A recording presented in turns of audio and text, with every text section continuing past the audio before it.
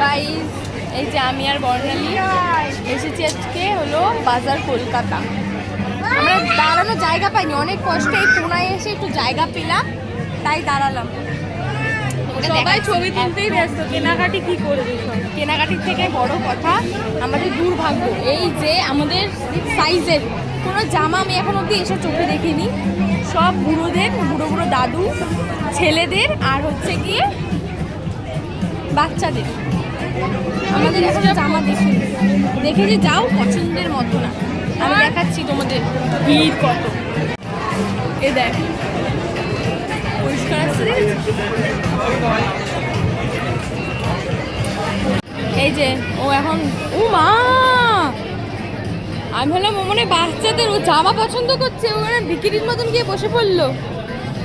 আগে চেক করে নিলাম, যদি ভেঙে যায় তারপরে তো ভর্তি। এই বর্ণালী ওটা নিচু হয়ে গেছে মনে হয়, দেখ দেবে গেছে।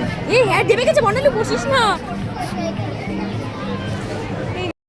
ও এত ভারী, ওকে দেখতে ওরকম, ও এত ভারী যে ওইখানে কি রয়েছে একটা র্যাকের মতন, ওটা বসেছে, ওটা ডেবে গেছে, ভেঙে গেলে। এমনি পয়সা করি কিছু আনিনি আমরা, আমি এনেছিলাম, পয়সা নিয়ে তো ফাইন নিয়ে, তো আমরা কিনবো কি, তো ফাইনই নিয়ে নেবে সব, তোমরা পেজে রেখে দেবে।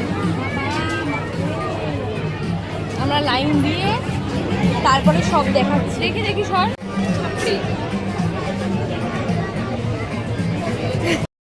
গাইজ আমরা বেরিয়ে গেছি বাইরে, এত ভিড় কি বলবো, এই জন্য বেরিয়ে গেছে। আমরা এখন বাড়ি যাব। এই সাইকেলটা চালিয়েই আমি আজকে বাড়ি